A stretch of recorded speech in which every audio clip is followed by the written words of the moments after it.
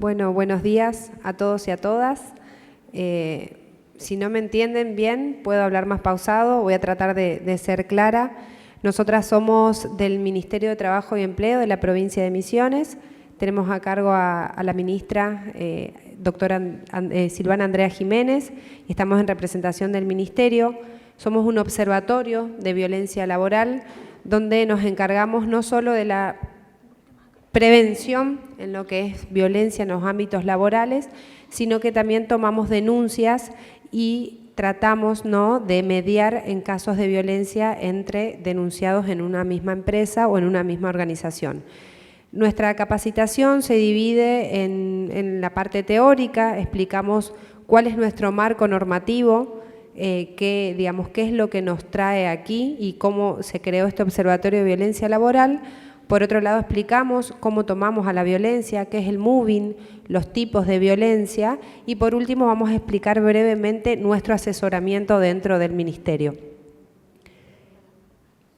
Bueno, nuestro marco normativo, como lo ven ahí, tratamos de poder hacer el PowerPoint en portugués, esperemos que se entienda, cualquier cosa, repito, nos pueden preguntar.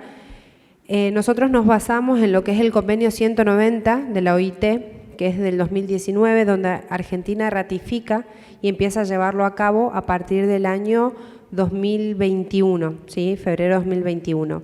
Es un tratado internacional vinculante que genera obligaciones para cada Estado que lo ratifiquen, ¿sí? Dentro también tiene su recomendación 206 que proporciona orientación sobre la implementación de este convenio. Nos dice cómo poder implementar este convenio, cómo poder trabajar todo lo que tenga que ver, ¿sí?, con la violencia laboral. Y desde la provincia de Misiones tenemos una ley 9, número 11, que crea nuestro Observatorio de Violencia Laboral en el año 2019, que también la doctora Silvana Jiménez, cuando era diputada provincial en su momento, crea este observatorio. Y quien lleva a cabo este observatorio es el Ministerio de Trabajo, por eso nosotros somos parte de este Ministerio de Trabajo. Una de las cuestiones de este marco normativo, de este convenio 190, es que es la primera norma, una de las primeras normas internacionales que hablan sobre violencia y acoso en el mundo del trabajo y que reconoce el derecho de toda persona a un mundo libre de violencia. Desde allí nosotros creamos nuestro protocolo de actuación, nosotros creamos, este observatorio para poder trabajar con todas las temáticas. Fíjense que dice que los miembros tienen la responsabilidad de promover un entorno general de tolerancia cero frente a la violencia y al acoso, con el fin de facilitar la prevención de este tipo de comportamientos y prácticas y que todos los actores del mundo del trabajo deben abstenerse a recurrir a la violencia y al acoso. ¿Cómo define la violencia y el acoso en el mundo laboral o en el mundo del trabajo? Y dice que afecta no solo la salud psicológica, física de las personas, sino su dignidad y su entorno familiar y social, ¿sí? Porque sabemos que todos los que trabajamos y estamos en el mundo laboral a veces repercute, en lo que es la vida familiar. Y si una persona la pasa mal o está sufriendo violencia, puede que lo traslade a su hogar. Y también afecta la calidad de los servicios públicos y privados, porque si hay violencia laboral dentro de una empresa, está comprobado que el rendimiento sea menor de estos empleados, por ende la empresa va a funcionar de manera distinta o menor, ¿sí?, a la calidad de sus productos. Algo novedoso del marco normativo es la violencia y el género, que es algo que nosotros tomamos muy en cuenta porque tenemos estadística donde las mujeres son las más violentadas en el ámbito laboral, en muchos ámbitos, pero sabemos que en el laboral también, y reconoce que la violencia y el acoso por razón de género afectan desproporcionadamente a mujeres y niñas, ¿sí?, y que la idea es que se aborden todos los factores de riesgo que llevan, ¿sí?, a que la mujer sea la más violentada. ¿Qué factores de riesgo? Por ejemplo, los estereotipos de género, ¿sí?, la diferencia entre masculino y femenino, las formas de discriminación hacia la mujer y el abuso de relaciones de poder simplemente por razones de género. es lo de la violencia doméstica, ¿sí? Si ustedes pueden buscar el convenio 190 de la Organización Internacional del Trabajo, nos habla de violencia doméstica. ¿Qué quiere decir? ¿Sí? Es el primer tratado internacional que toma a la violencia que sufre la mujer en su casa y que puede afectar al empleo, ¿sí? Y a la productividad que tiene esta persona, esta mujer, en su lugar de trabajo. De esta manera propone que los gobiernos, las instituciones y que las empresas puedan contribuir a reconocer, afrontar y abordar este impacto de la violencia doméstica en el lugar de trabajo de la mujer. Y me parece algo sumamente importante porque en la Argentina, en la capital, en la provincia de Buenos Aires, ya se está trabajando con dar licencias, ¿sí?, a las mujeres que sufren violencia doméstica para que no vayan, digamos, a su lugar de trabajo con un seguimiento de un equipo técnico, con un seguimiento de trabajo social, de psicología y también como una ayuda económica mientras no trabaje. Pero esto es algo novedoso, entonces para que llegue tal vez a las provincias como Misiones todavía cuesta, ¿no? Y falta un tiempo. Brevemente les voy a hablar sobre los significados del trabajo, cómo nosotros, ese era nuestro marco normativo y ahora vamos a hablar lo que tenga que ver con los significados del trabajo. ¿Por qué es tan importante, ¿sí?, trabajar o tratar sobre la temática de violencia laboral? Porque el trabajo no solamente nos da lo económico, ¿sí?, no solamente es la importancia de un rédito económico, sino que también nos da un lugar de identidad, de desarrollo personal, también nos da lugar en la sociedad, ¿sí? Fíjense que acá todos nos presentamos como integrantes de un lugar de trabajo, ¿sí? Nosotras somos integrantes del Ministerio de Trabajo, ¿sí? No solamente nos da identidad, sino que nos identifica un lugar. Entonces, imagínense, si nosotros estamos sufriendo violencia laboral en este lugar, también nos afecta en lo personal, ¿sí?, y en nuestro desarrollo personal. Entonces, tomando todos estos significados del trabajo, nosotros podemos decir, bueno, empecemos a visibilizar, empecemos a buscar dónde está el foco de diferentes puntos de violencia laboral como para poder trabajarlos. Entonces, cada persona que va a trabajar, el ideal, ¿no?, que sería es que tenga un mundo libre de violencia, ¿sí? Nosotros tomamos los estilos de organizaciones, ¿sí? Entonces nos basamos en una organización saludable y el contrario sería, y lo que no queremos apuntar es a una organización tóxica. La organización saludable, hablamos de salud e integración, motivación en el personal que trabaja, personas como sujetos de derechos, donde se les reconocen los derechos, donde se los toman como personas, digamos, que pueden reclamar o que pueden, digamos, sugerir ciertos cambios dentro de una organización, libertad de expresión y laboral, liderazgo democrático, capacitación permanente de su personal, es algo también que este observatorio apunta a que constantemente recursos humanos o constantemente las empresas estén capacitadas en violencia laboral. Entonces, puedan trabajar dentro de su institución ciertos casos de violencia laboral. Revisión de todos los procedimientos internos y distribución equitativa de los recursos. Sabemos que esta organización saludable sería un ideal que no ocurre siempre, es a lo que apuntamos con nuestras capacitaciones, con la prevención, pero sabemos que también se mezcla un poquito de lo que es la organización tóxica, donde hay tensión, estrés, donde hay falta de información de reglamentos y procedimientos internos, falla la comunicación entre empleador, empleado o entre trabajadores, hay más licencias, despidos, ausencias, hay un ambiente destructivo y las personas son tomadas como objetos, ¿sí? Se las cosifica y no se las escucha. Lo ideal es apuntar a una organización saludable, pero sabemos que puede aparecer cierta tensión, cierto estrés y falla de comunicación, pero si se lo puede hablar y esto puede solucionarse, no hablamos de violencia, ahora vamos a ver, hablamos más de conflicto, ¿sí? Ahora vamos a ver qué es violencia y qué no. Relacionado con esto, ¿sí?, tenemos la diferencia entre jefe y líder. Una organización saludable tendría lo que es un líder, en cambio una organización tóxica tendría lo que es un jefe. El jefe dirige el departamento, tiene autoridad, inspira respeto, busca responsables de los problemas, ¿sí? Nosotros a lo que apuntamos es soluciones, no buscar el problema y sacarlo del lugar. No es la idea nuestra, sino la idea nuestra es poder brindarle a esa persona o a ese problema una solución, ¿no?, más amigable. Da órdenes y muestra el camino. En cambio, un líder, fíjense que se habla de equipo, guía al equipo, hay confianza, genera entusiasmo, busca soluciones a los problemas con el empleador, entre los trabajadores, el área de recursos humanos, se busca, ¿sí?, y no sacar al problema del lugar, sino poder resolverlo en contexto. Pide ayuda y recorre el camino junto al empleado, ¿sí? Bueno, esto tiene que ver, lo que yo le expliqué, con el marco normativo, cómo tomamos a las organizaciones, cómo diferenciamos jefe y líder. Y ahora mi compañera le va a explicar exactamente cómo nosotros tomamos al moving y cómo lo definimos. Nuestra capacitación es más extensa, pero bueno, tratamos de poder brindarle la información necesaria para que se lleven un poquito de lo que nosotros trabajamos. Muchas gracias.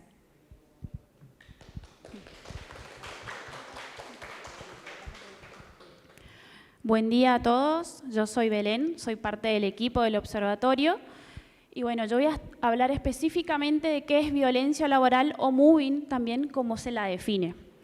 Es toda acción, omisión o comportamiento que por su acción de repetición o sistematización está destinado a atentar directa o indirectamente contra la dignidad o la integridad de una persona y le provoca daño físico, psicológico o moral a un trabajador o trabajadora, ya sea como amenaza o como acción consumada. Acá quiero hacer foco en la palabra omisión.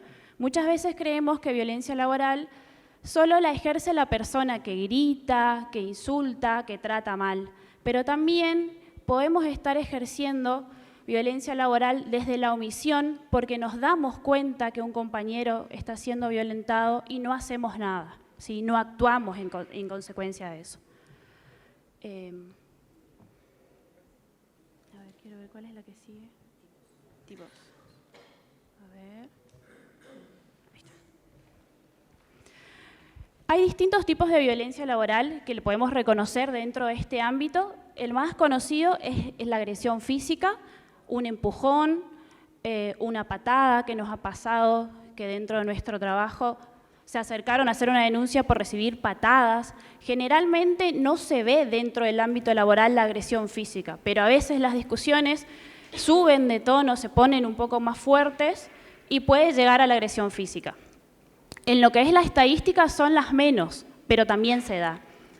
El acoso sexual y el acoso psicológico son los otros tipos. El acoso psicológico es el tipo que más vemos dentro de lo que es el observatorio por el motivo que se acercan a hacer las denuncias, porque sufren humillaciones, destrato, le ponen apodos, chistes, los tratan de inútil, que no pueden hacer su trabajo, y esto ocasiona un daño en lo que es su propia autoestima. Y las personas de a poco van creyendo que no son capaces de poder hacer su trabajo, de que se van a equivocar. Entonces todo el tiempo va dañando de esa manera. Es una persona que trabaja bien, que cumple con sus labores, pero todo el tiempo se la trata mal, se la humilla, se la trata muchas veces de inútil y a veces inconscientemente también terminan teniendo errores dentro de lo laboral, pero porque perjudica esto, lo que es su autoestima. Y después está el tipo de acoso sexual, que también es otro tipo que vemos dentro del observatorio, que se acercan a hacer las denuncias, que son todas aquellas acciones que tienen connotación sexual, ¿sí? Una manera de vincularse que tiene una connotación sexual, comentarios sobre el cuerpo, cómo está vestida, generalmente es de hombres hacia mujeres, es lo que más vemos, de cómo está vestida, por ahí se acercan de manera indebida, con, por ejemplo, un abrazo, un beso, ¿sí? Que no es algo que a la mujer le genera comodidad. Siempre cuando hablamos de este tipo de acoso, hablamos del consentimiento. Si estamos dentro de una relación de trabajo donde hay amistad, hay confianza, y una persona puede hacer un apodo, puede halagar el cuerpo o puede halagar cómo vino vestida y la mujer se siente cómoda, no está mal, ¿sí? Pero siempre dentro de un ámbito de amistad, ¿sí? Que haya confianza. Cuando la persona nos marca que no está de acuerdo, que cesen con esas conductas, automáticamente la persona debe cambiar.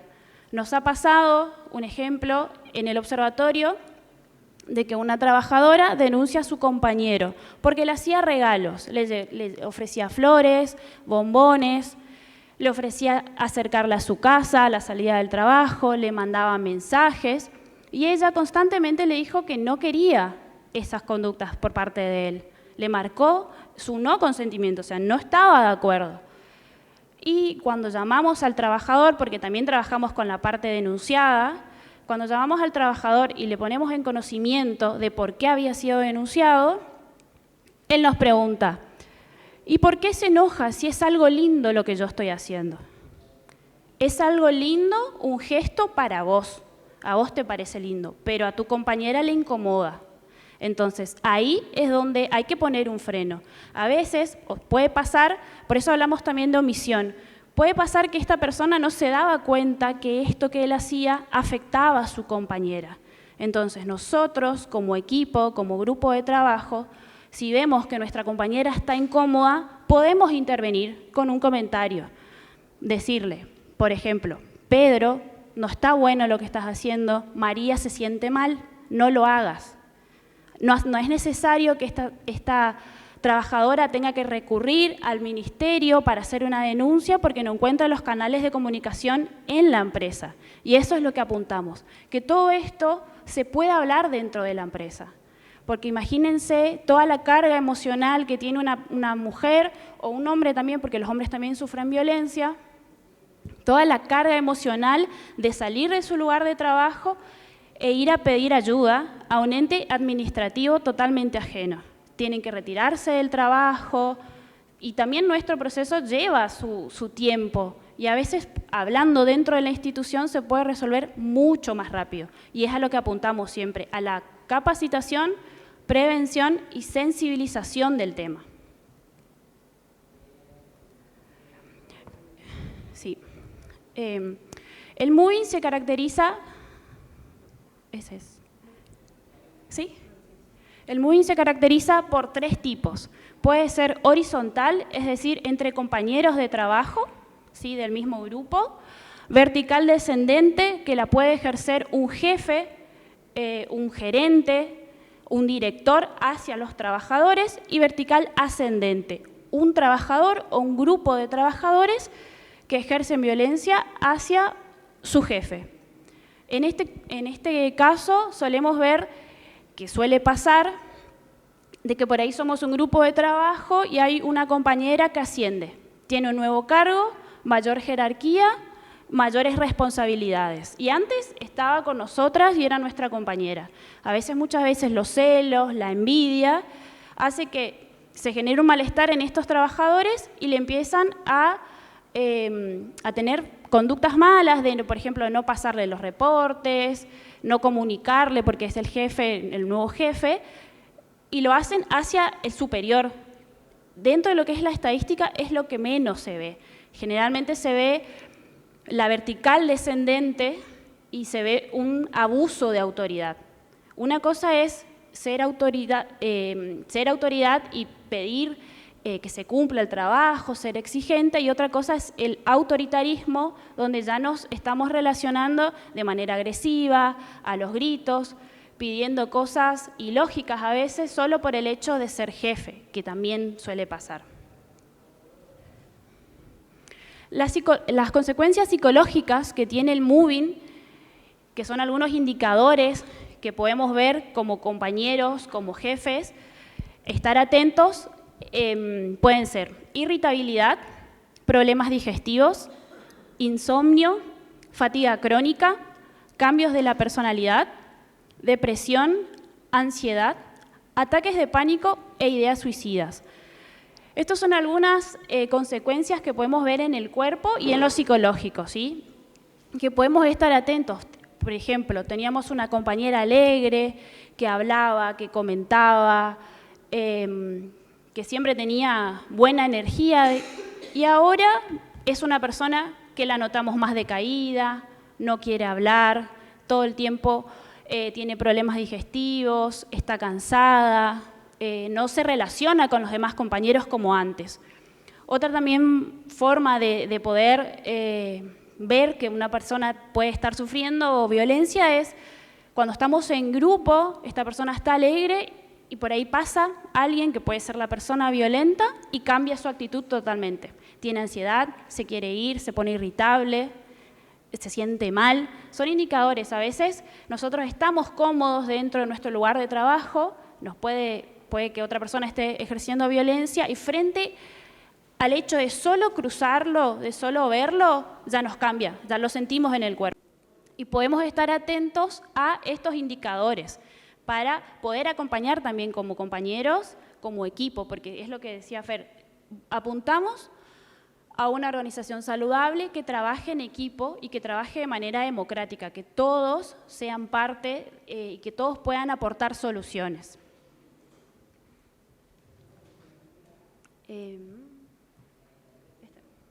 Bueno, también otros indicadores de la violencia laboral es el aumento de accidentes de trabajo, el aumento de licencias por enfermedad, que tiene que ver con lo que decía recién, se sienten mal, tienen problemas digestivos, tienen depresión, aumentan las licencias por enfermedad. Aumento de reclamos laborales, aumento de renuncias, incremento de ausentismo, insatisfacción con el trabajo y quejas reiteradas sobre el trato de los superiores hacia los y las trabajadoras. Muchas veces por ahí tenemos a cargo distintas áreas y podemos observar esto, por ejemplo, en un hotel, en la parte gastronómica, vemos, por ejemplo, incremento de ausentismo, ¿sí? Que todo lo que es el área de la parte gastronómica empiezan a faltar, licencia, no quieren asistir al trabajo, y puede ser algo que se está dando ahí y no nos estamos dando cuenta. Entonces, lo que nosotros siempre recomendamos es que se puedan acercar al área, que puedan hacer capacitaciones en comunicación asertiva, en gestión emocional, en inteligencia emocional, porque también puede pasar que a veces la persona no se reconoce como víctima, no puede reconocer que es violentada porque también por ahí no tiene las herramientas. Entonces, si es de la empresa, trabajamos lo que es lo emocional,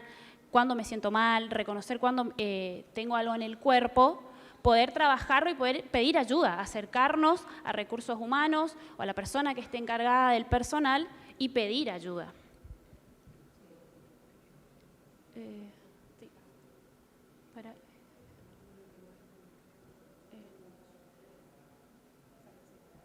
Bueno, estamos con poquito tiempo, por eso vamos adelantando un poquito. Bueno, dale.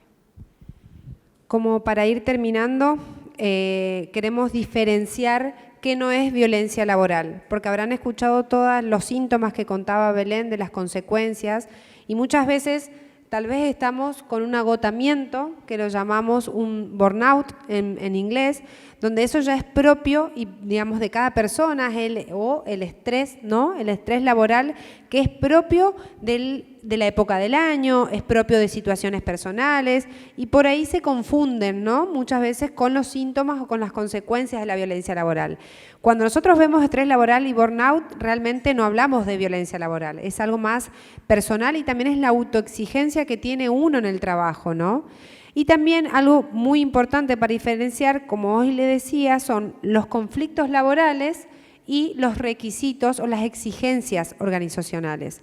Un conflicto laboral que podemos hablarlo y que podemos trabajarlo en recursos humanos o podemos hablar con la persona con la que, digamos, tuve una discusión, no hablamos de violencia laboral, ¿sí? Lo podemos resolver charlando y eso no es violencia laboral. Y algo que está pasando mucho y que recibimos muchas denuncias que tienen que ver con las exigencias organizacionales, ¿sí? Con los requisitos organizacionales, donde hay un horario, hay un contrato de trabajo y tenemos horario de entrada, horario de salida y ciertas exigencias que hay que cumplir. Muchas veces se cambian de jefes, muchas veces hay otro gerente y frente a esas exigencias se cree de que es violencia laboral, pero en realidad si hay algo escrito y algo establecido donde tengo que cumplir, no estamos hablando de violencia laboral, ¿sí? La violencia laboral es si realmente de un momento para otro cambio los horarios, de un momento para otro cambio los turnos sin previo aviso, y si empiezo a ser siempre el mismo trabajador con el fin de dañarlo y con el fin de que esta persona termine renunciando a su trabajo por el reclamo, ¿no? Eso es como para diferenciar. Bueno, tenemos poquito tiempo, vamos a ir finalizando, ¿sí?, con esta placa que nos parece importante. Cuando nosotros hablamos de la violencia laboral, hablamos de diferentes momentos, ¿sí?, y la idea es que por ahí cada empresa o cada trabajo pueda empezar a sensibilizar y a prevenir la violencia laboral con un pequeño protocolo, con capacitaciones en recursos humanos, y la idea es que se empiece a hacer visible lo invisible. ¿Qué queremos decir con esto? Que se identifique el problema, que se deje de, digamos, naturalizar, lo llamamos nosotros, naturalizar conductas. Él grita porque ella es así, él nos trata o ella nos trata de esta manera porque es normal, ¿sí? Digamos, la idea es que empecemos a ver estas conductas y poner un freno, ¿sí? Si no lo podemos hacer nosotros como compañeros, que recursos humanos o que el gerente o que el jefe esté capacitado y que pueda realizar, digamos, y hacer visible lo invisible. También hacer colectivo lo que es individual, tratarlo en reuniones, formar grupos de debate, convertir todos los problemas en acción. Como decíamos hoy, la idea no es encontrar el problema y sacarlo de la institución, sino resolverlo, ¿sí?, dentro de la institución, porque esto puede seguir pasando. Porque si tenemos un jefe o una jefa o un gerente o una gerenta violenta, ¿sí?, nosotros sacamos a la persona que reclama y esta persona va a seguir realizando estas conductas. Entonces, empezar a visibilizar.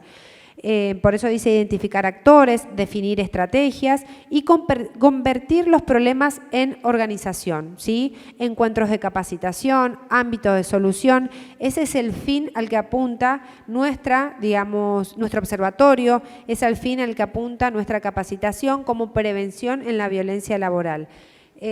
Y por último, contarles un poquito de cómo nosotros asesoramos en el Ministerio de Trabajo.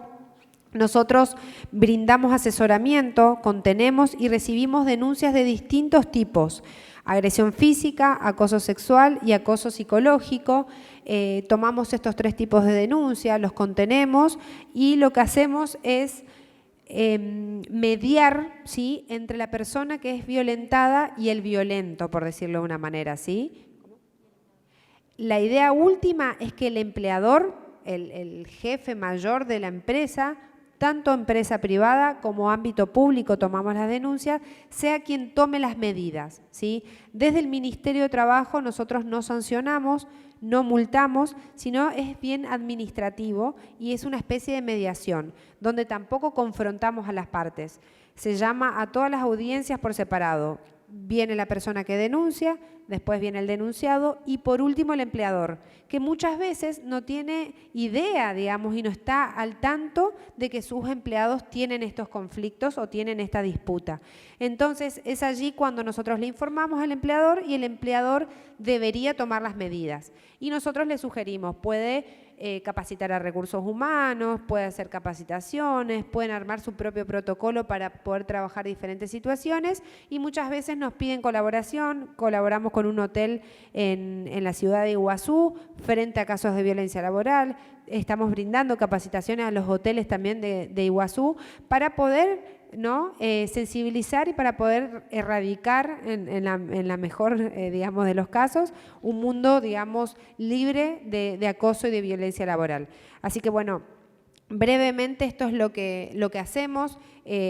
Nos basamos, como le decíamos, en el convenio 190, que lo pueden leer, lo pueden buscar en internet, de la Organización Internacional del Trabajo, y la verdad que ojalá que muchos más países se puedan ratificarlo y también vivan digamos, un mundo, ¿no?, laboral libre de trabajo. Así que gracias a todas y todos por estar acá y por su escucha. Ahora le pasamos la palabra a la moderadora. Muchas gracias.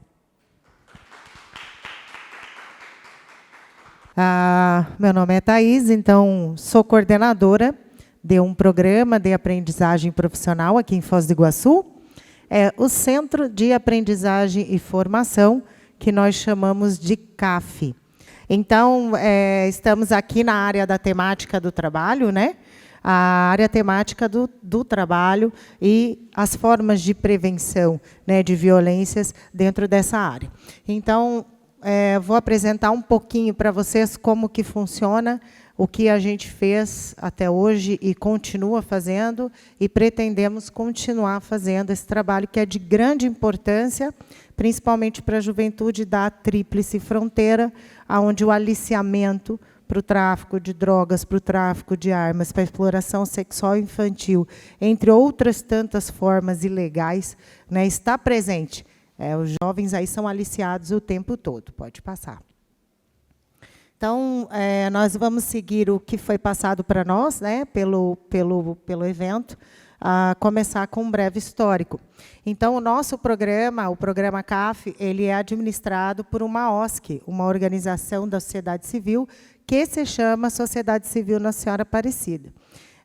Nós começamos com a atividade da aprendizagem profissional no ano de 2009. Pode passar. Explicando um pouquinho sobre a aprendizagem profissional, que eu acredito que seja um pouco diferente na Argentina e no Paraguai. Aqui no Brasil, a gente tem uma legislação, né, que permite que o jovem ingresse no mundo do trabalho a partir dos 14 anos de idade. Né? Esse ingresso no mundo do trabalho ele é através da modalidade de aprendizagem profissional, Lei da Aprendizagem número 10.097, do ano de 2000, veio para acrescentar e modificar alguns dispositivos da nossa consolidação trabalhista e permite, então, que o jovem, a partir dos 14 anos de idade, possa trabalhar desde que ele esteja frequentando a escola, o ensino fundamental ou o ensino médio, ou tenha concluído o ensino médio. Ele tem que estar fazendo o curso teórico no programa, na entidade formadora, como é o CAF, e ele realiza atividades práticas nas empresas parceiras, ou seja, ele começa a trabalhar já a partir dos 14 anos de idade, com carteira assinada, com os direitos trabalhistas garantidos e, ao mesmo tempo, recebendo uma formação técnica profissional. A diferença para o aprendiz de um colaborador dito normal é que os contratos de aprendizagem eles têm um começo e um fim. Eles são contratos por prazo determinado. Né? Então, o aprendiz ele cumpre aquela trajetória e vai depender da quantidade de horas que compõe a carga horária do curso. Hoje, no CAF, nós temos duas modalidades, aprendizagem em assistente administrativo e aprendizagem em operadores do comércio.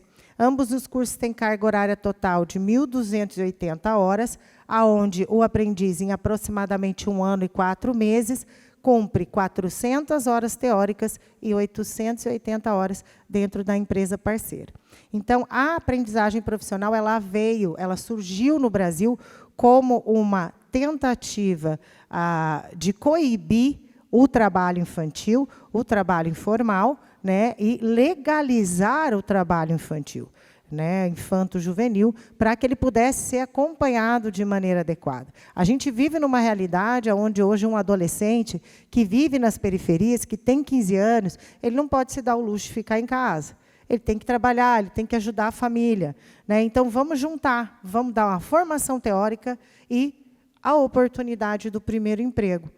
Então, assim, a maioria dos nossos aprendizes termina a trajetória da aprendizagem profissional e é contratado já na empresa onde ele estava fazendo a aprendizagem. Então, isso é uma forma de prevenção de violência.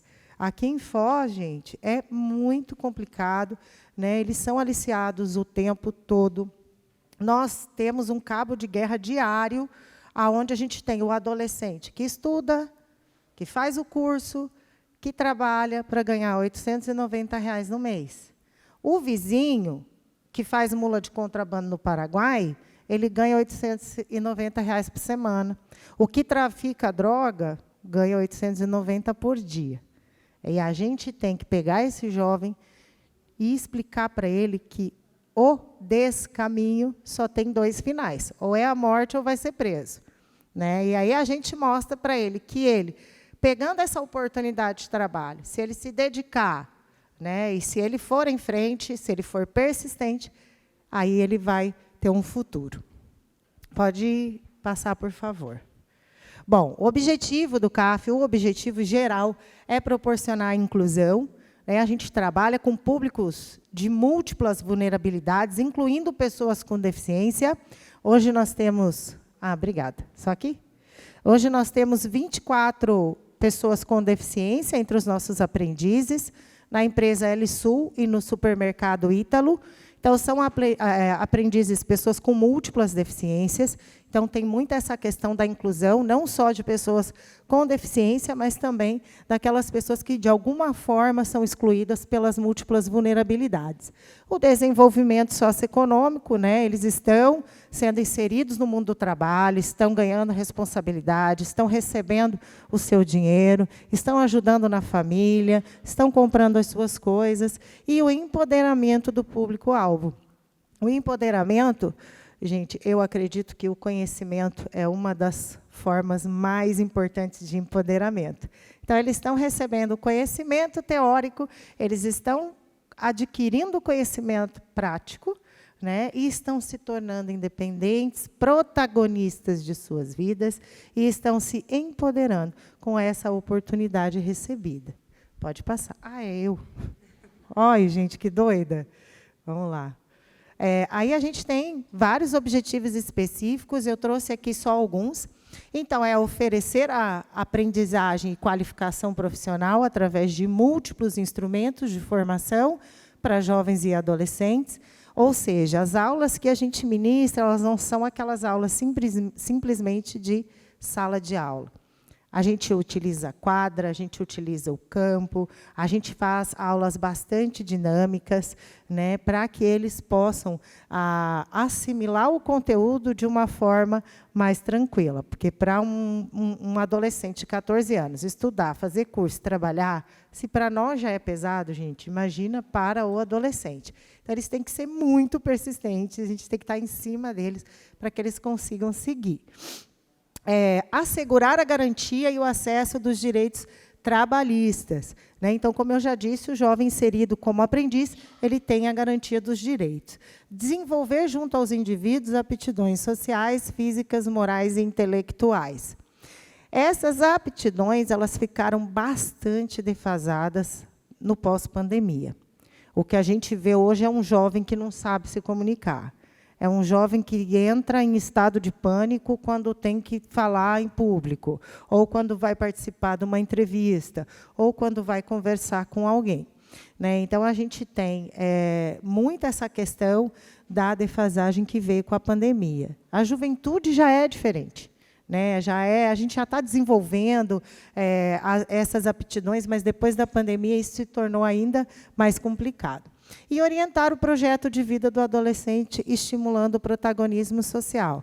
Nós temos adolescentes que, se não tivessem essa oportunidade, né, hoje talvez estariam aí nos descaminhos. Né?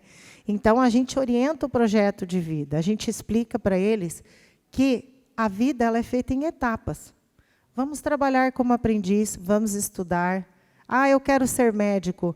Mas como que você vai fazer para ser médico? O que você vai fazer até chegar lá? Né? Então, nós vamos te ajudar. Vamos juntos, né, nesse caminho. Você tem que começar por algum lugar. Então, assim, a gente vai trabalhando com eles toda essa questão. Hoje, a gente tem ex-aprendiz que hoje tem empresa e contrata aprendiz. Então, isso para nós é uma grande satisfação.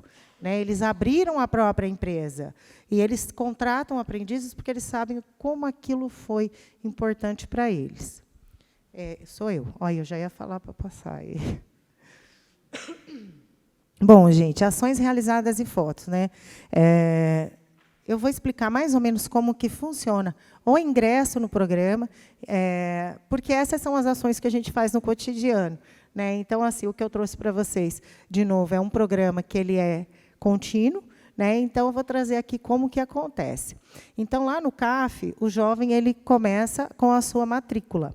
Existem duas formas, dois caminhos de entrada. A gente abre para a comunidade em geral 2 vezes por ano, algumas vagas, conforme a disponibilidade que a gente tem, e também o jovem pode ser encaminhado pela rede socioassistencial do município.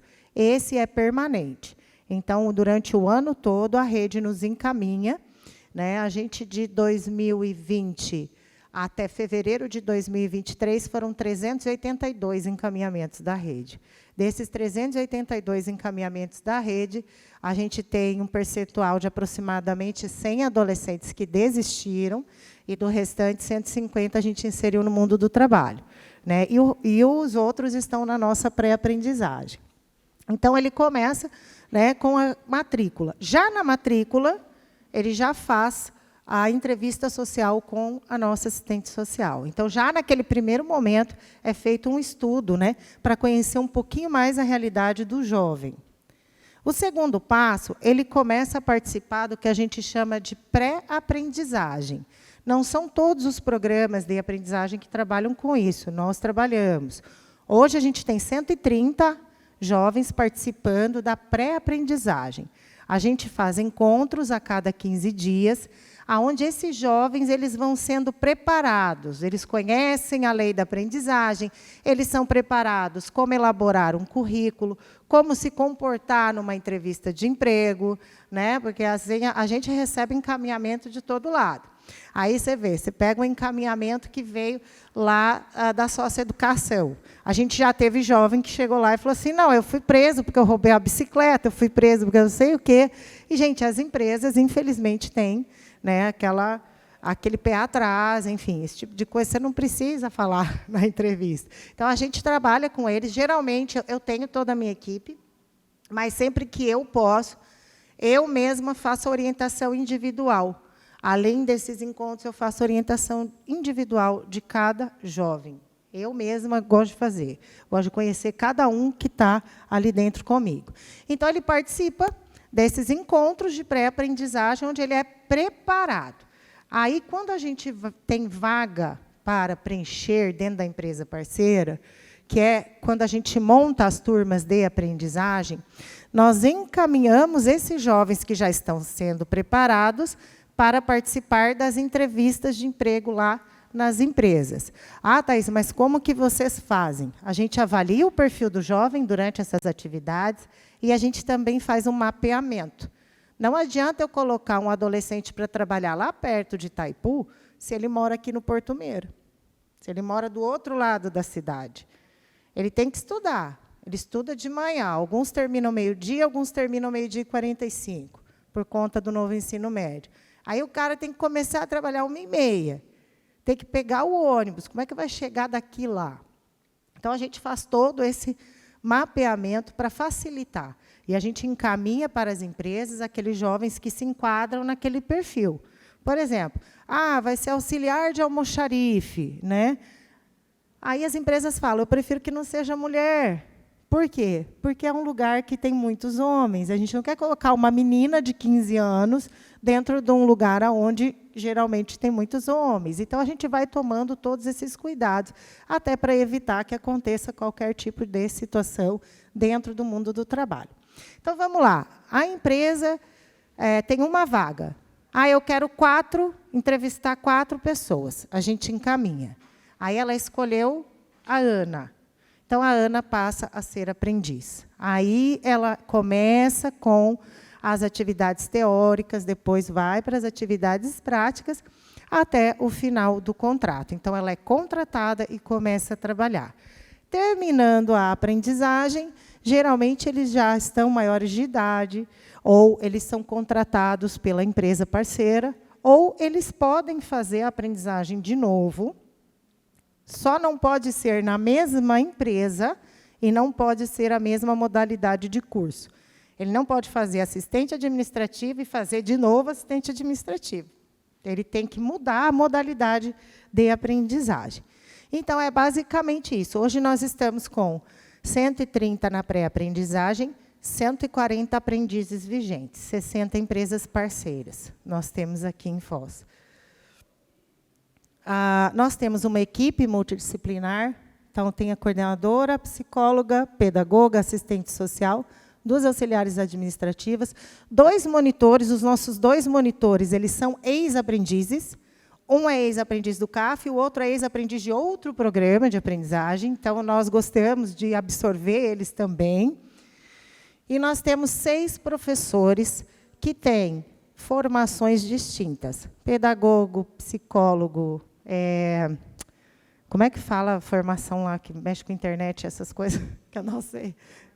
TI, advogado, psicólogo. A gente tem professor de todas as áreas, as modalidades, para que o curso seja realmente, de fato, né, com qualidade, que o jovem seja qualificado de verdade. Então, o nosso público-alvo, né, então, a partir dos 14 anos de idade, incluindo pessoas com deficiência, priorizando os encaminhamentos do município. Ações realizadas ainda, né? Então, assim, isso é o ponto que eu acho mais importante, que é o que a gente faz e é o que a gente fala que faz a diferença. Adianta eu pegar um jovem vulnerável, que, de repente, está sofrendo o abuso sexual do padrasto em casa, e colocar numa sala de aula. Vai assimilar o conteúdo? Não vai. Não adianta eu pegar o jovem e jogar ele lá no mundo do trabalho, jogar ele na sala de aula, acabou, coloquei ele na aprendizagem. Se eu não ajudá-lo à manutenção, a manter a possibilidade que ele está recebendo.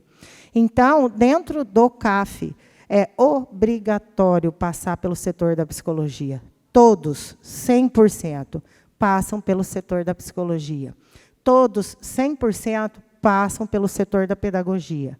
E todos passam pelo setor da assistência social, do serviço social. A gente faz um acompanhamento de verdade, a gente monitora, a gente faz atendimento, a gente observa. É o professor em sala de aula, ele vem e fala assim, olha, eu quero encaminhar o João para a psicologia, estou achando que ele está estranho. E a gente acaba descobrindo, né, as situações que estão ocorrendo na escola, de bullying, ou dentro de casa, algum tipo de violência, ou uma violência do namorado ou da namorada, a gente acaba descobrindo e conseguindo ajudar. E aquilo que eu falo, é difícil para o jovem, gente. Para nós já é difícil trabalhar o dia inteiro. Imagina para o jovem, né, ter toda essa responsabilidade. Então, a gente parte dessa premissa. Não basta oferecer ao jovem a oportunidade. É necessário disponibilizar e desenvolver junto ao jovem ferramentas para essa manutenção. Então, isso, para nós, é o que faz a diferença. Igualmente, para as empresas, a gente está o tempo todo conversando. Está tudo bem? Está precisando de alguma coisa?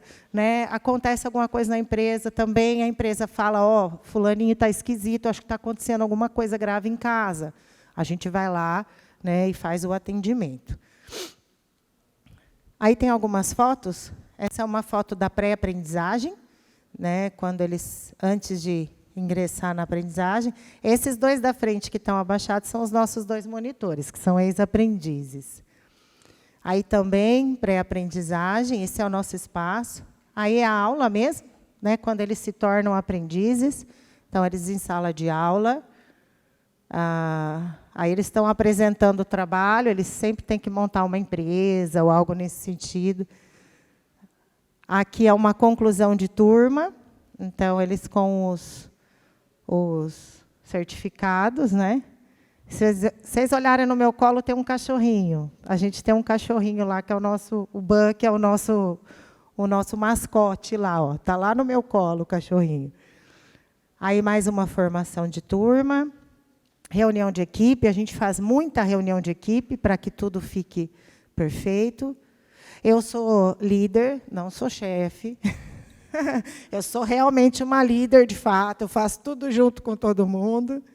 Isso é uma reunião de pais. Inclusive, amanhã cedo tem reunião de pais. O que nós fazemos? Vocês sabem que é difícil pai, mãe, família ir participar. Então, é assim, não participou, não deu justificativa, porque a gente avisa com 1 mês de antecedência, a gente suspende. É suspenso, vai descontar tudo como dia de trabalho.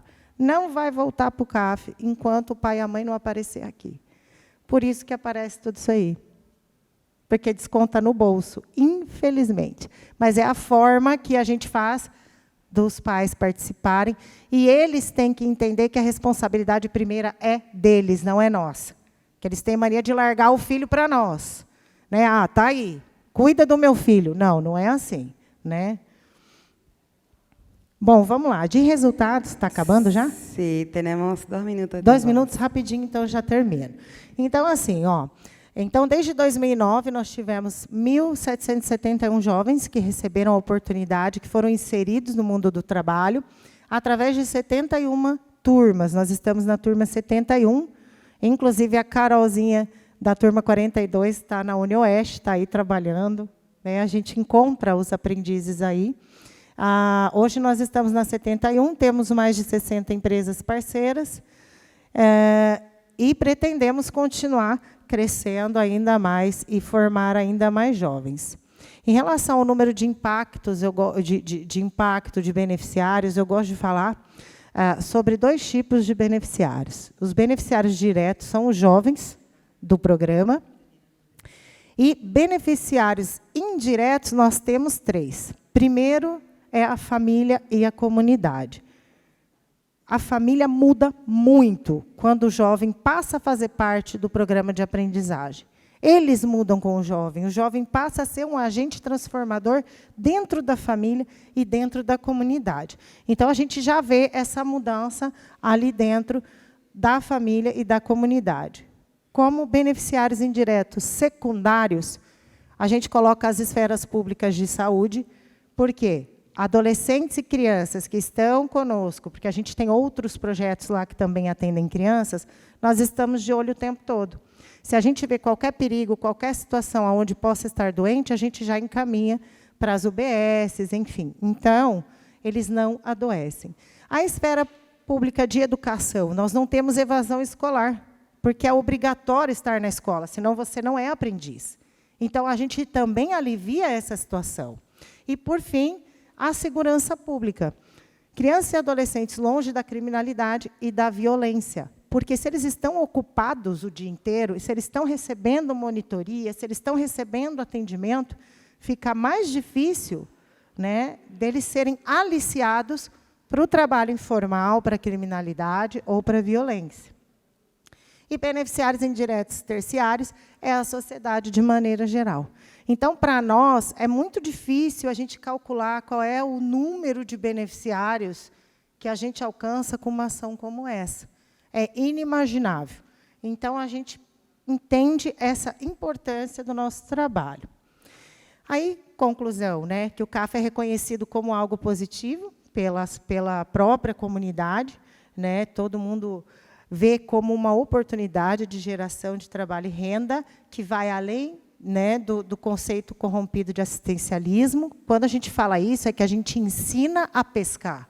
A gente não dá o peixe, a gente ensina a pescar, mas a gente está com a mão junto na vara, com ele, pescando junto, né? Então, a gente gosta muito de falar sobre essa questão, que a gente ensina a pescar. É uma oportunidade de crescer na vida, né, porque a gente tem o jovem que não participou e o jovem que participou, tudo da mesma comunidade. Então, a gente vê que aquele que participou tem oportunidade de crescimento. E também é reconhecido pelas empresas parceiras pela ética, responsabilidade e seriedade com que a gente leva o nosso trabalho. E, por fim, o último itemzinho são as dificuldades, que são as mesmas, né? Todas as organizações sem fins lucrativos têm essa questão das dificuldades de recurso financeiro. Então, recurso financeiro, a gente tem recursos próprios e recursos públicos na esfera municipal e estadual, o que exige a gente estar o tempo todo trabalhando projetos de captação de recurso. E aí, dúvidas vai ser depois, né, Carol? Aí tem o contato, né, o nosso @ também, o Instagram, o Facebook, o meu e-mail, né, e o nosso WhatsApp aí. Tá bem? Muito obrigada. Para dar inicio a esta conferencia, o sea, a este intercambio de prácticas que realizamos, pertenezco en este momento en la... ¿Cuál es? Esta. Gracias. En este momento estoy trabajando en el Ministerio de la Niñez y Adolescencia, y para entender, el Ministerio de la Niñez y Adolescencia tiene como ente rector la política que define todo lo que se debe hacer en cuanto a infancia y adolescencia en el país. De hecho, el Código de la Niñez y Adolescencia, aprobado en el 2000, recién después de 20 años de haber procurado, de haber tratado de que realmente se tenga el paradigma de la de la situación regular de la infancia y adolescencia, entra en vigencia y ahí se empieza a trabajar todos estos programas en donde tenemos en cuanto a cuidados alternativos 2 modalidades. Explico esto para poder entender, porque es más o menos relacionado también con el trabajo de la compañera que presentó el tema del trabajo, niños en situación de calle, el tema de por qué el niño está en calle, o sea, todos los factores sociales que inciden para el tema de la niñez en nuestro país. Nosotros tenemos 2 modalidades, una es la residencial, abrigo, y otra es el tema del acogimiento familiar. Es lo que dicen las directrices internacionales. Entre ellas, este proyecto se basa exclusivamente en lo que es la residencia residencial y en un proyecto que se llama Por un Futuro Digno, que es un proyecto que hemos presentado a una organización internacional y logramos trabajar con niños que están en situación, voy a utilizar acá los recursos tecnológicos para no aburrirles tanto. El Centro de Convivencia Pedagógica Ñemití, que es un lugar en donde vienen niños en situación de abandono, niños que han sido por problemas de drogas, y cuando el tema de drogas también tenemos alto consumo de niños, consumo de drogas, está aumentando considerablemente. Paraguay es un país que mucha población infanto-juvenil, hay mucha deserción escolar, muchos niños que están con problemas, que familias desestructuradas, que no tienen familias. O sea, toda esa problemática, y entonces empezamos a trabajar en este hogar, que es un centro pedagógico, que es un espacio físico instalado en Central, ciudad de San Lorenzo, Paraguay, para la desestructuración de una vida en calle. Se concluye que el niño, niña, adolescente, se hace un plan de vida, se establecen estrategias para cada beneficiario, restituyéndole sus derechos básicos como la identidad, la educación, recreación, formación para un posterior ciudadanía, inserción social o familiar. El tipo de acogimiento es residencial, diseñado para proteger a 40 niños. O sea, está diseñado ya en el nuevo modelo, no el tema de internado, porque internado es otra modalidad. Acá los niños y adolescentes que vienen a estos lugares están por orden judicial. Porque la otra modalidad también que tenemos alternativa de cuidado es también el residencial, pero que los niños viven en internados, pero que no están por orden judicial. En este caso, niños están por orden judicial por diversos motivos, que puede ser violación, abuso, consumo de drogas. Y ahí en consumo de drogas hay otro programa relacionado, que primero se trabaja la desintoxicación, el tema del tratamiento. Y cuando vemos que el niño adolescente está en condiciones de pasar a un transitorio, pasa a este hogar que es Ñemití. Y ahí presentado el proyecto, la Asociación Italiana de Agricultura y Solidaridad y Sviluppo, se realiza el proyecto de agricultura social denominado Construyendo un Futuro Digno. El objetivo del proyecto es promover en forma de agricultura social una herramienta para la capacitación, la reinserción laboral, el apoyo terapéutico a través de un programa diseñado en habilidades para la vida. Pero cuando en Europa, o sea, en Italia se hace el tema de Basaglia habla el tema de los hospitales psiquiátricos, el tema del cierre, de todo lo que tiene que ver, y aparecen los programas justamente de las huertas sociales con el fin de promover la agricultura social como una cuestión terapéutica. O sea, que ellos utilizan el contacto con la naturaleza, el contacto con el contacto como una terapia en donde se puede trabajar. Entonces repensamos un modelo basado en el modelo teórico. Esto no puedo explicar todo porque es re largo y poco tiempo tengo. Entonces todo eso estaba basado, porque ahí hay que entender que tenemos adolescentes, niños que han pasado diferentes formas. Niños en situación de calle, niños que han sido abandonados por sus familias, niños que han sido realmente de bebés más o menos abandonados, o de repente niños que de repente no tienen una familia, y ahí es donde se trabaja ya el tema de la adopción también. O sea, cuando el niño ya se agotan todos los recursos y todas las instancias jurídicas, entonces este niño no tiene una familia que lo reciba, entonces este niño va en adopción también, ¿verdad? Entonces acá el objetivo de la acción realizada fue la creación de una huerta, en primer lugar para el autoconsumo interno del centro Ñemití, produciendo productos básicos de hortalizas, frutas, construcción de una pequeña granja avícola que se trabaja ahí. Acá no es que se fueron y entraron y trabajaron con los niños, no, Todo fue un proceso de trabajar todo lo que si ellos querían, porque hay que tener en cuenta que ellos son niños adolescentes que no quieren muchas veces entrar en los programas.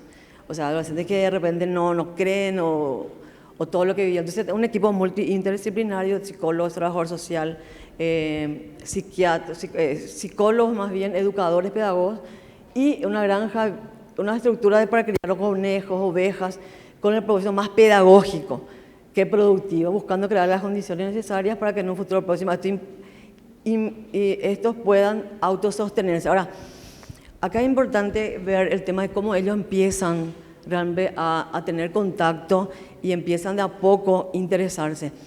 Lo primero es darle a ellos una herramienta también para que en el futuro ellos tengan habilidades en donde al cumplir los 18 años puedan ellos también ya tener un oficio o el tema de si se interesan en esta área. Y ahí es donde también está la segunda parte del proyecto, es la construcción de las cooperativas sociales, que está funcionando en otros países, en donde las cooperativas sociales, porque estos niños adolescentes no tienen, muchas veces el 90% no tienen familias, y muchas veces las familias regresarle otra vez es el círculo de lo que es la revictimización.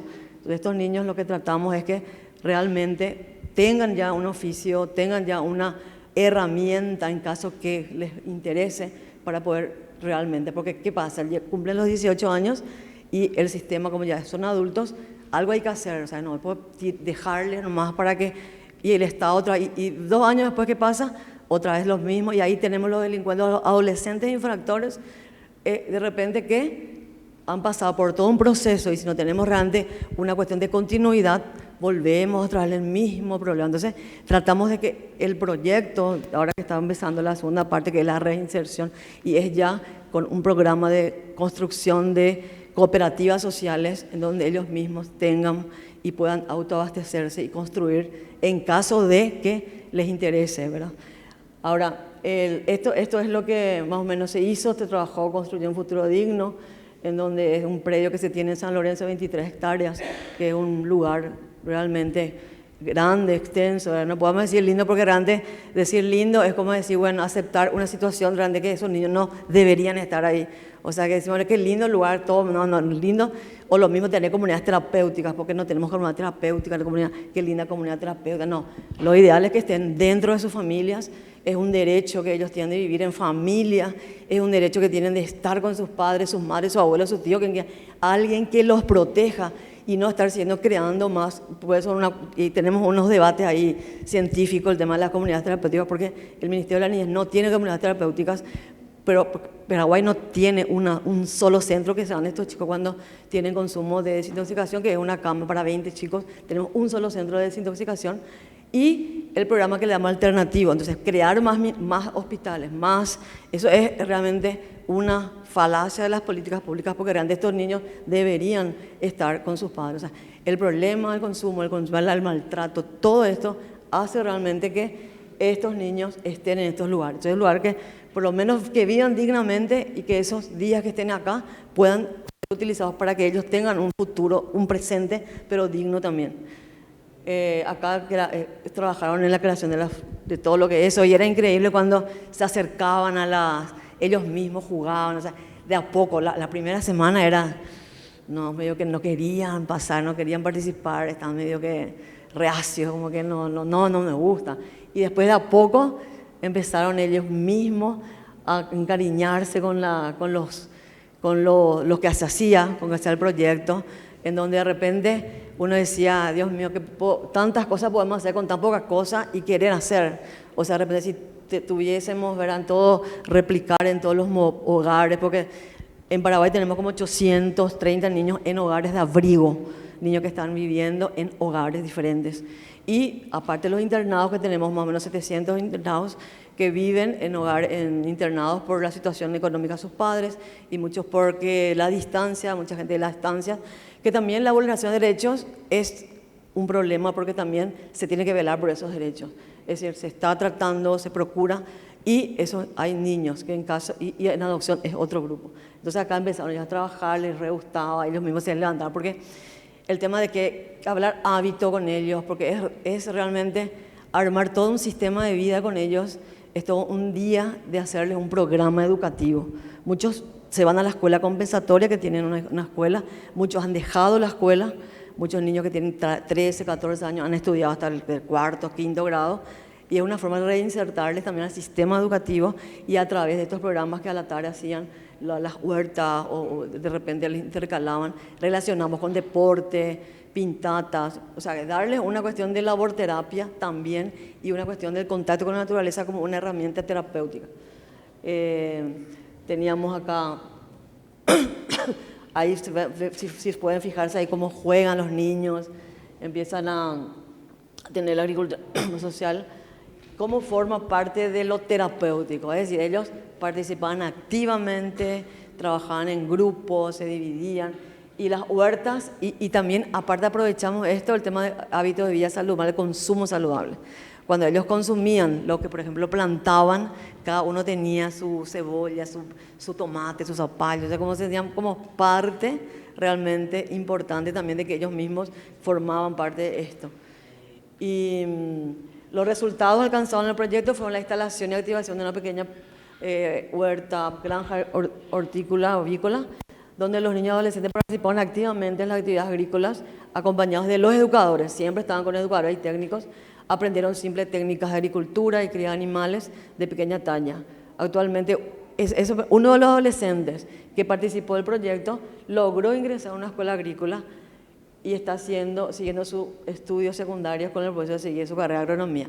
O sea, esto, por más que sea uno, nosotros realmente estamos inmensamente felices porque este chico, desde un principio, tiene 16 años, desde un principio no tiene familia, fue traído de ciudad, yo creo que no sé de dónde, no me acuerdo dónde, no importa dónde, este chico no tiene, cuando hicimos la relación del vínculo, porque uno de la ley 6486 es el tema de relacionamiento, en primer lugar para cuando ya cumple 18 y darle a esa familia, a sus familias donde pueden niños seguir creciendo.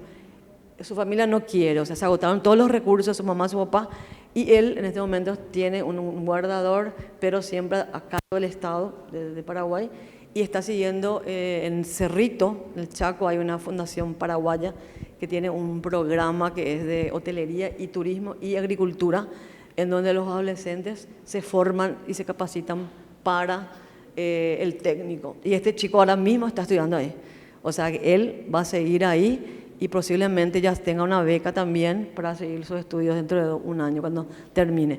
Es un logro así de 1000, pero de a poco estamos logrando incursionar también en temas de la reinserción.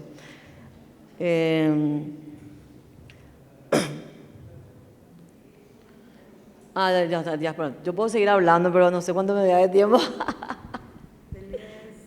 3 minutos.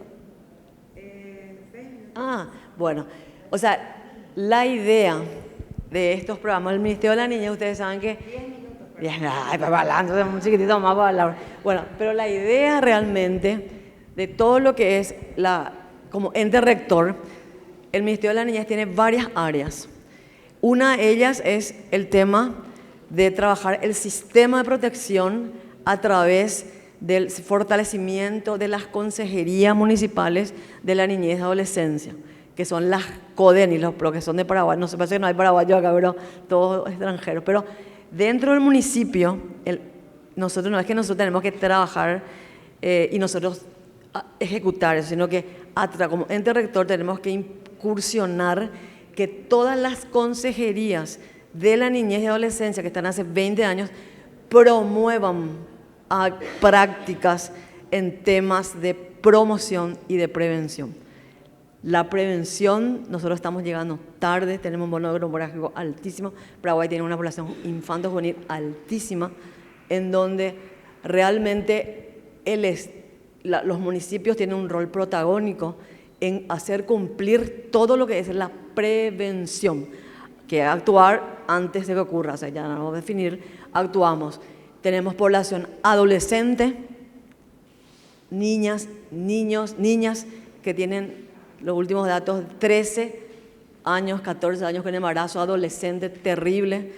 Ahora tuvimos problemas, no sé si se habrán enterado porque habrá salido en todo el país, que hemos tenido un retroceso en la aprobación del Plan Nacional de Niñez en donde el Plan Nacional tuvo un problema de 2 años prácticamente de no ejecutar porque había familias pro vida, había problemas de que tal palabra no tenía que estar en el plan, entonces tuvo un retroceso y esas políticas, ese plan se atrasó. Tenemos muchos problemas de paternidad irresponsable, de niñas y adolescentes que no tienen, ni siquiera se sabe o no existe el tema del... Y todas esas cuestiones de instalar en un país donde la niñez y adolescencia realmente abandonada. Entonces, nosotros el desafío justamente es ir impulsando e incidir en las políticas públicas. Tenemos leyes nuevas ahora que están ayornadas con el tema de las cuestiones internacionales, el tema de adolescentes infractores, por ejemplo, el 95% provienen de familias en donde realmente están en las fronteras también, pero también los barrios en donde marginales o más vulnerables, poblaciones, niños, en donde los adolescentes desertan, una alta deserción escolar hasta el 9º grado, hasta los 13, 14 años. ¿Qué hacemos? Esos niños no pueden trabajar porque nosotros durante el trabajo infantil tenemos el trabajo infantil, el trabajo forzoso.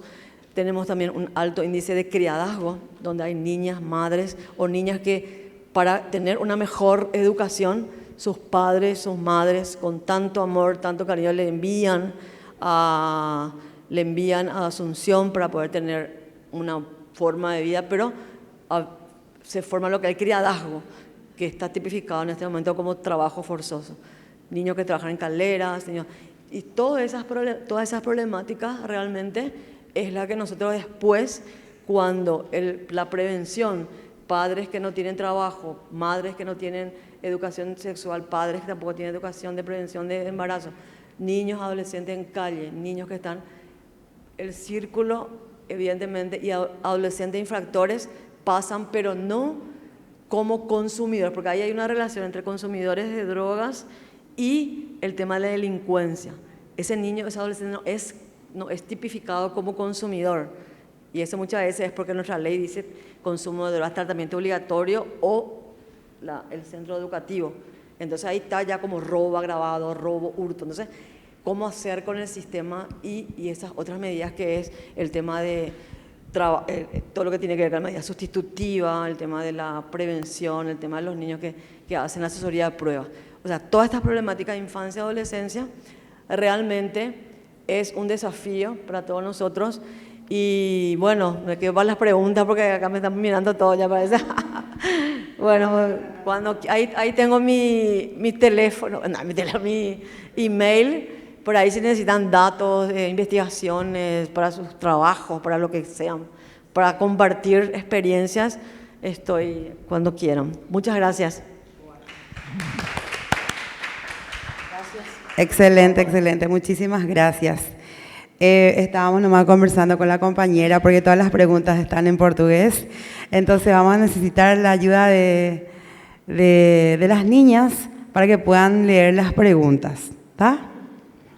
Y les invitamos a los disertantes a que pasen acá. Una silla más. Trabajo sobre la temática del proyecto de violencia laboral con perspectiva de género. Primera pregunta.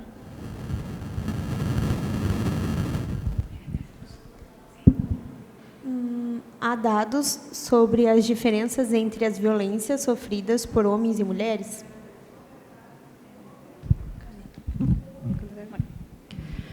Nosotros, en las audiencias, cuando se acercan a denunciar estos hechos que sufren, le hacemos ciertas preguntas como en qué ámbito trabajan, cuál es la función que cumplen, cuál es la tarea que cumplen, la edad y esas cuestiones. Y después armamos unas estadísticas en base a eso.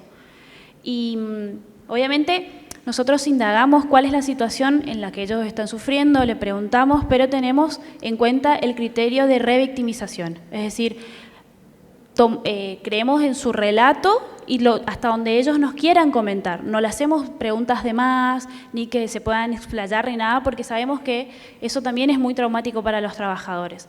Lo que más vemos, los datos que podemos sacar de esas denuncias, es que son las mujeres las más violentadas, que sufren no solo acoso psicológico, sino también acoso sexual en menor medida, generalmente se da de jefe hacia trabajadora, es decir, ese es el vínculo que podemos ver. Y también nos pasa que los ámbitos de trabajo que notamos en la provincia de Misiones, que más denuncias reciben, es el ámbito de salud y el ámbito de educación. Es donde más vemos las escuelas, es una problemática que estamos notando que a partir de eso queremos trabajar y pensar nuevas propuestas de cómo llegar a las escuelas, porque también nosotros damos capacitaciones, hacemos trabajo de sensibilización, pero seguimos viendo que en las escuelas son los ámbitos más violentos, donde hay malos tratos, donde hay humillaciones entre los mismos docentes, directores, y eso también es lo que consumen los niños. Entonces es una deuda que tenemos desde nuestro ámbito, digamos, hacer mucho foco en lo que es educación y salud. No sé si respondí sus preguntas. ¿Correcto? Sí. Segunda pregunta. Na anterior também ela queria saber se tem algum número de porcentagem de entre mulher e homem. Sí, el porcentaje que vemos es del 70-30%. 70 las mujeres son las más violentadas y el 30% de los hombres. En el caso de los hombres se da violencia de entre varones. Son muy pocas las mujeres que son violentas con los varones. Son las mujeres las más violentadas y ese número es grande porque son entre mujeres el tipo de violencia que se da entre compañeras y de hombres hacia mujeres.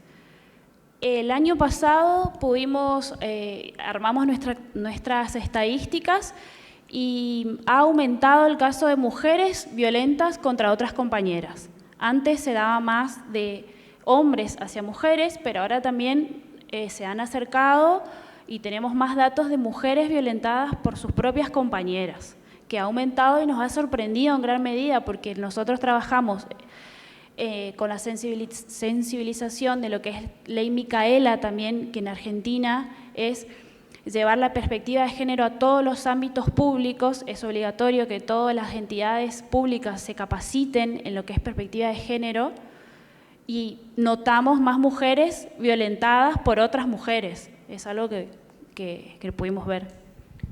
Como para agregar, eso habla del machismo, que no solamente está en varones, sino también cómo se encuentran muchas mujeres.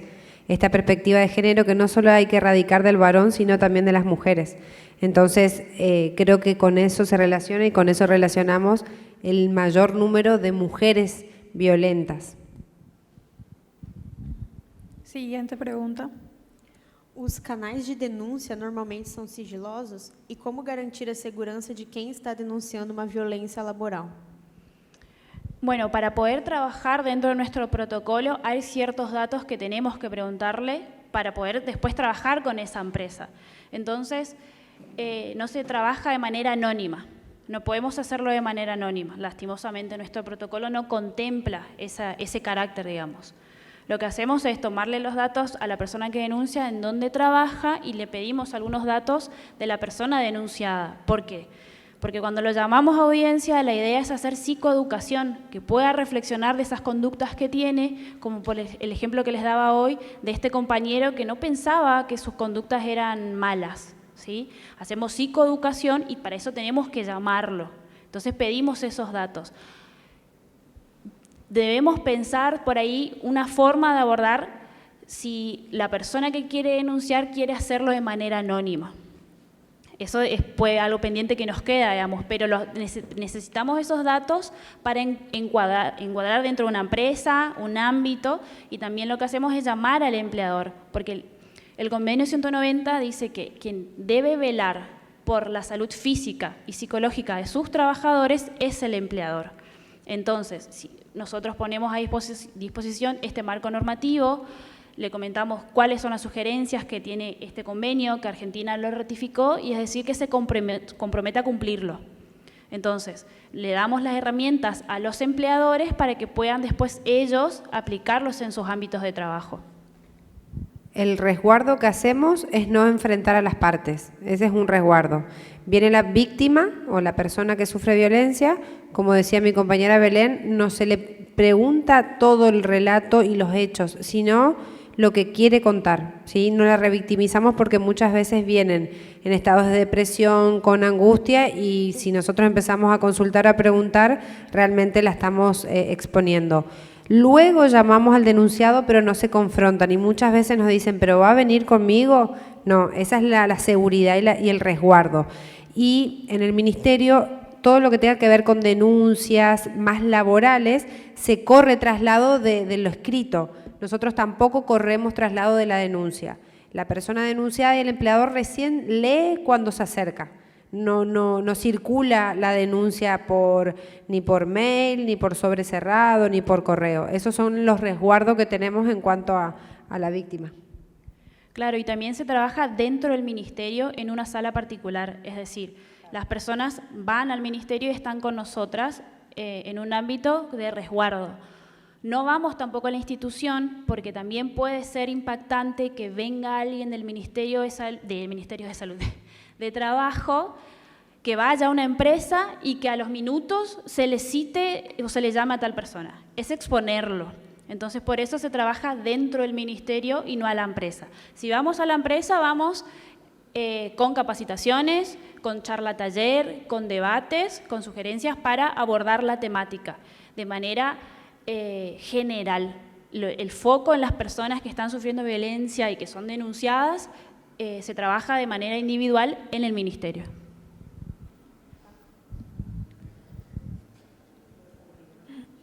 Muchas gracias. A continuación, las preguntas a la segunda ponente. Quais são as principais causas da evasão do CAP? Bom, da evasão, ou seja, deve ser da desistência do programa, né? A desistência do programa, ela acontece raramente, bem raramente, né? Geralmente é por mudança de cidade ou quando atinge a maioridade e não quer continuar a ser aprendiz, porque pode ser aprendiz até os 24 anos, mas quando atinge a maioridade, recebe alguma oportunidade de trabalho por tempo indeterminado e acaba deixando o programa. A gente não tem um nível alto de desistência quando eles se tornam aprendizes.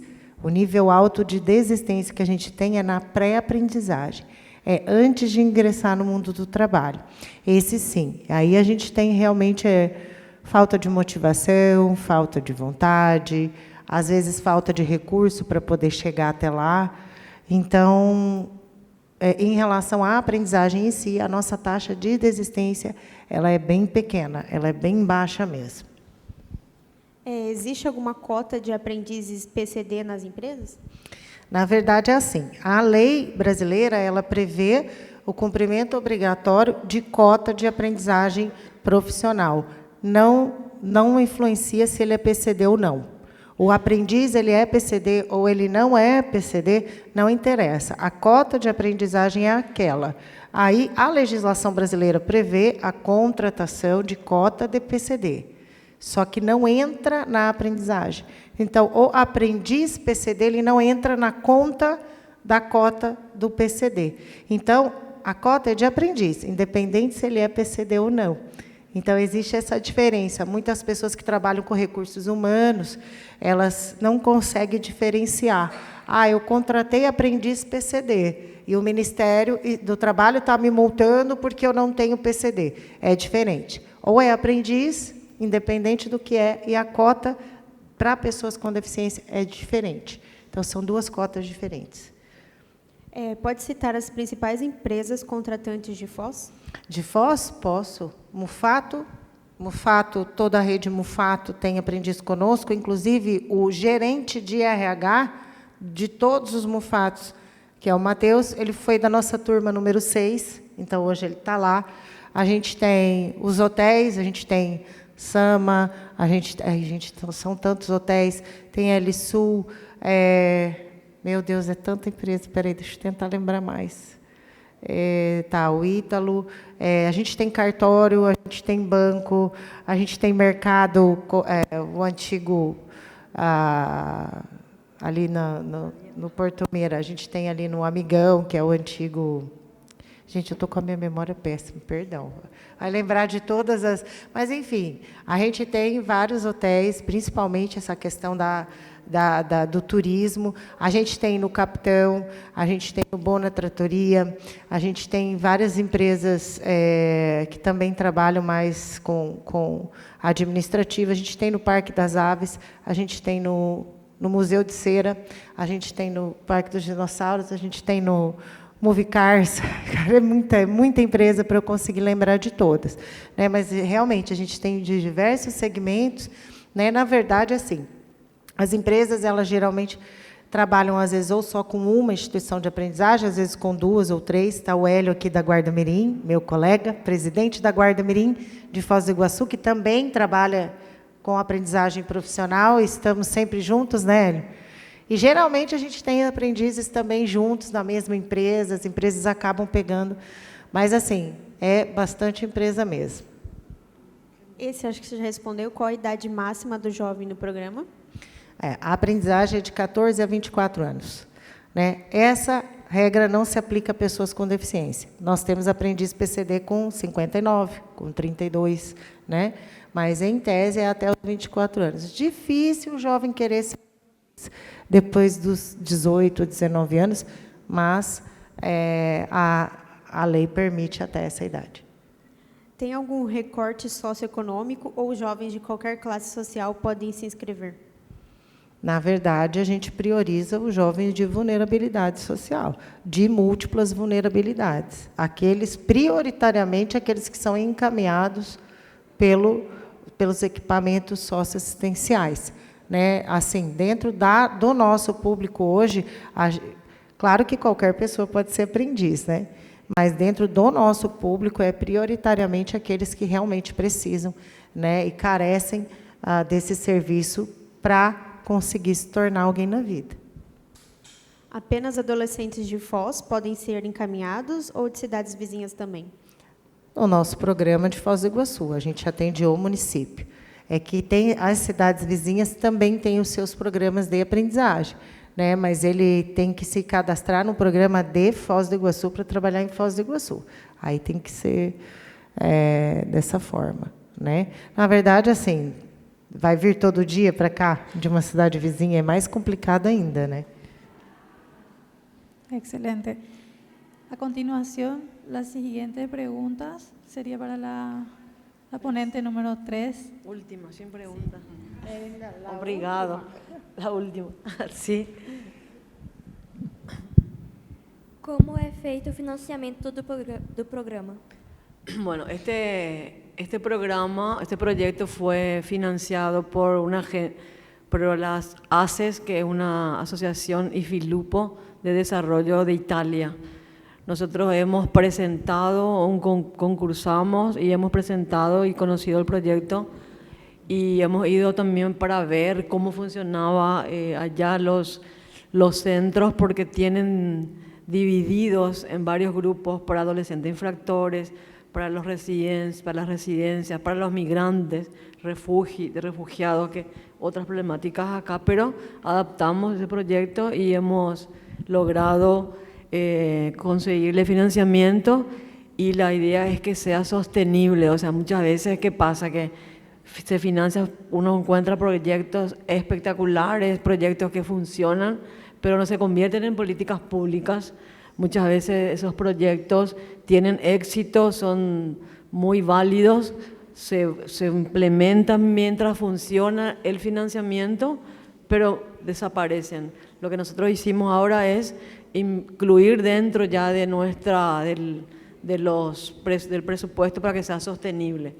Y en este momento estamos replicando eso y está siendo sostenible hasta el momento. Ahora en nuestro país tenemos elecciones y esperemos que las políticas públicas, y eso pasa en todos los países de América, en todos los países en donde de repente uno tiene algo exitoso, pero después como que hay cambios, entonces otra vez no se sigue. Entonces lo que estamos queriendo es que esto se quede, que esto, por más que cambie el director, el presidente, o cambien, sea sostenible realmente y sea convertida en política pública. Ya hemos incluído dentro de nuestros programas.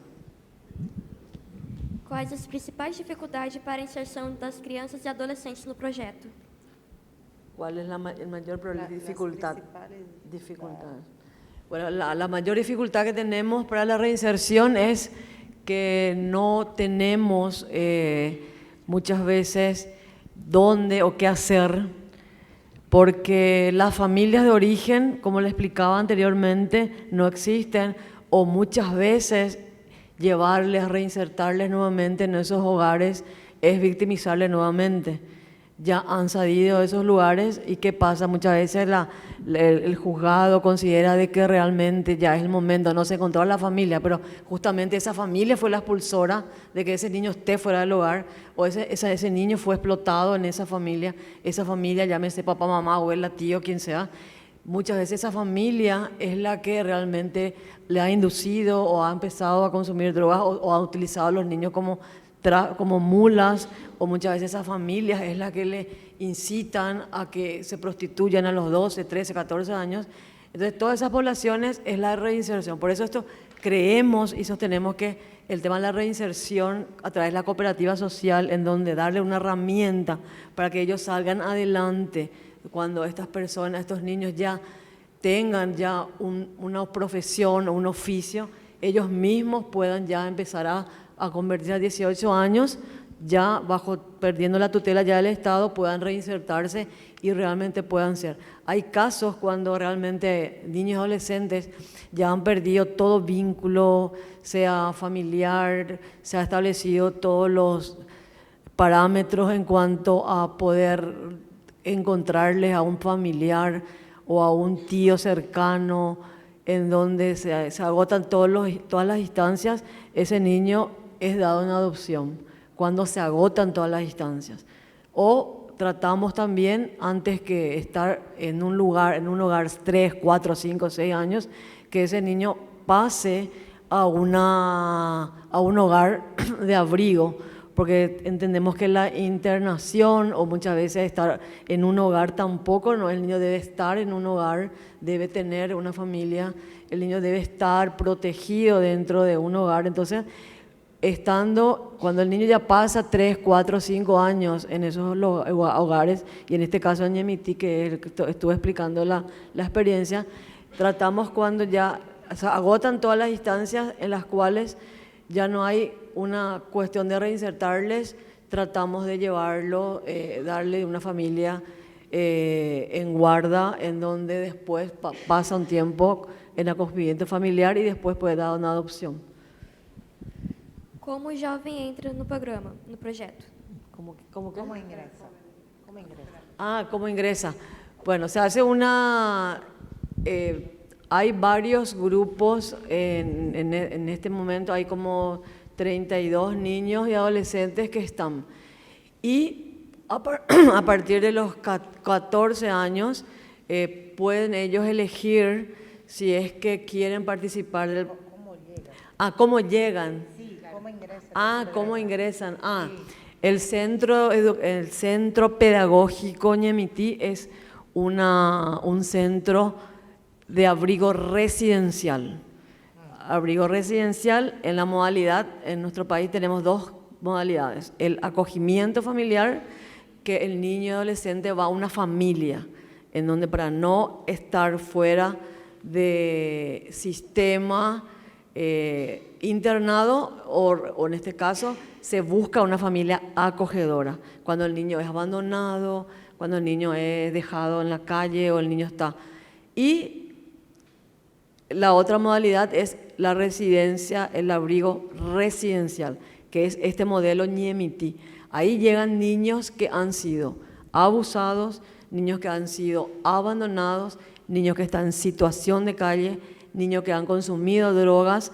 Previamente pasan a un programa de desintoxicación, un centro de convivencia, otra vez transitorio, que es de 3 meses, y después van al hogar, a este Ñemití. Pero son encaminados por la justicia. Estos derechos, estos niños están por orden judicial. O sea, que están en guarda. La palabra guarda es jurisdiccional. El niño está jurídicamente, el Estado es tutela de ellos. O sea, nosotros somos, ellos, sus padres, sus tíos, sus abuelos han perdido la patria potestad. Y el Estado es garante de sus derechos en ese momento. A partir de que ingresan ahí, nosotros, o sea, el Estado paraguayo vela por el cumplimiento de los derechos de esos niños y adolescentes, hasta convertirse en la mayoría de edad, que son los 18 años.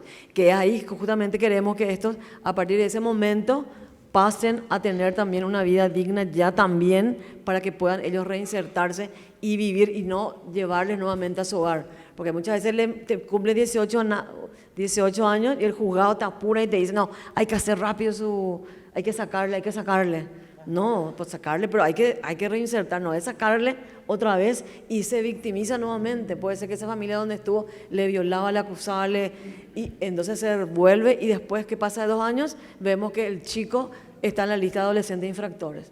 Entonces, ¿qué reinserción? ¿Qué hemos hecho entonces? O sea, entonces, la idea es justamente reencauzarle y hacer con ellos realmente que se reincorporen a la sociedad lentamente. Hay que tener en cuenta que han sufrido muchas cosas, las secuelas psicológicas, todo lo que han vivido. Se arma un programa especial para ellos, con psicólogos, psicopedagogos.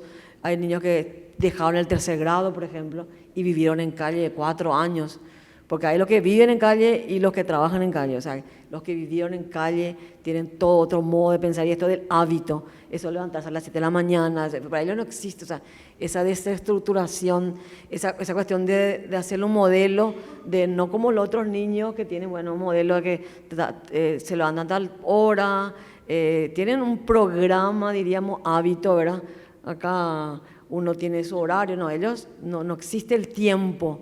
En cuanto a, y por eso es muy complejo y requiere el enfoque multidisciplinario con psicólogos, pedagogos, y no una cuestión punitiva, porque ellos están por orden judicial, pero ellos no son adolescentes infractores. Esa es la diferencia. Ellos no están ahí por una cuestión que ellos han hecho un acto delictivo. Ellos están porque fueron víctimas de una situación de vulneración de derechos.